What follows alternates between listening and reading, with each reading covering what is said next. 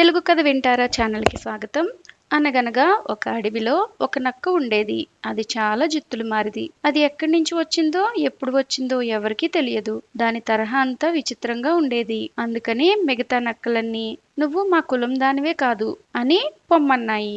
దాంతో మాట్లాడడం కూడా మానేశాయి. ఇక నక్క ఏం చేస్తుంది? అక్కడ తన ఆటలు సాగకపోయేసరికి అడవికి దగ్గరగా ఉన్న ఊరు పోయి అక్కడ మంగళవానితో స్నేహం చేసుకున్నది. పాపం ఆ మంగలి చాలా మంచివాడు. అతనికి ఈ నక్క సంగతి తెలియదు. పైగా నక్క చాలా పెద్ద మనిషిలాగా తీయగా మాట్లాడేది. అది నిజమని మంగల్ నమ్మాడు. వాళ్ళిద్దరికీ మంచి స్నేహం కుదిరింది. ఒకనాడు నక్క మంగలితో అన్నది కదా, మంగలి మామ, మనం పళ్ళ తోట వేసుకుంటే ఎట్లా ఉంటుంది? మనం తిన్నని తినవచ్చు, మిగతావి అమ్ముకుని బోల్డెన్ డబ్బులు సంపాదించుకోవచ్చు. పాపం మంగలికి ఈ మాటలు వినే వరకు నోరు ఊరింది. మామిడి మొక్కలు, సపోటా మొక్కలు, అరటి మొక్కలు తెచ్చి తోట వేశాడు. అక్కడక్కడ గుమ్మడి పాదులు, దోసపాదులు పెట్టాడు. తను తన భార్య కలిసి పాదులు చేసి నీళ్లు తెచ్చి చెట్లకు పోసేవాళ్ళు. నక్క పైన కర్ర పెత్తనం చేస్తూ కావలి కాస్తున్నాననేది. కొన్నాళ్లకు తోట కాపుకు వచ్చింది. నక్క రాత్రంతా మేలుకుని కడుపు ఉబ్బేదాకా పళ్ళు కాయలు మెక్కేది. ఒక్క పండు కాయ కనపడనిచ్చేది కాదు. ఒకనాడు మంగలి నక్క బావ తోటలో కాయలేమైనా ఉన్నాయా అని అడిగాడు. ఇప్పుడెక్కడివి, వానాకాలం వస్తేగా దొరికేది అన్నది నక్క.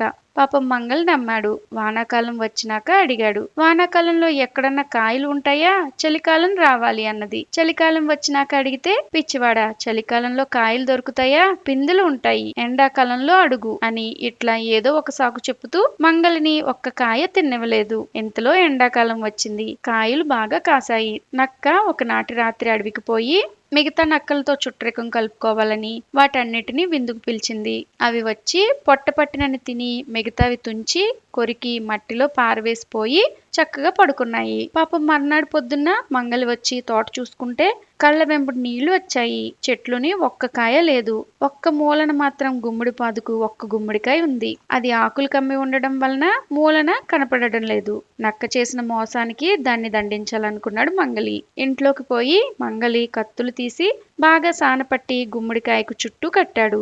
ఆ కత్తులు కనపడకుండా ఆకులు అడ్డంగా పెట్టి ఇంటికి పోయి హాయిగా నిద్రపోయాడు. మర్నాడు తీరిగ్గా నక్క వచ్చింది. దానికి బాగా ఆకలి వేస్తున్నది. తోటలో కాయలన్నీ తోటి నక్కలు ఇదివరకే పాడి చేసేశాయి. తోటంతా గాలించటం మొదలుపెట్టింది. ఆఖరికి ఆ గుమ్మడికాయ కనపడింది. అతి ఆశతో ఒక్క మాటుగా గుమ్మడికాయ మీద దూకింది. ఇంకేం, దాని ఒళ్ళంతా తెగింది. నెత్తురు కారడం మొదలుపెట్టింది. ఒళ్ళంతా మంటలు. ఏడ్చుకుంటూ కాళ్ళీడ్చుకుంటూ పోయి ఒక రాతి మీద కూర్చున్నది. చాలాసేపటి వరకు నెత్తురు కారిపోతూనే ఉన్నది. ఇక ఇలాంటి తప్పుడు పని చేయకూడదని మనసులో అనుకున్నది. మంగల్ని మనసులో ఎంతగానో తిట్టుకుంది. ఎన్ని తిట్టినా ఎవరిని తిట్టినా దాని నొప్పి తగ్గుతుందా? నెత్తురు కారకుండా ఉంటుందా? నెత్తురు కారటం ఆగిన తర్వాత బయలుదేరదాం అనుకున్నది. కానీ ఆ నెత్తురు ఎండి గడ్డకట్టి అందులో ఇరుక్కుపోయింది. అందులో నుంచి కదల్లేదు, మెదల్లేదు.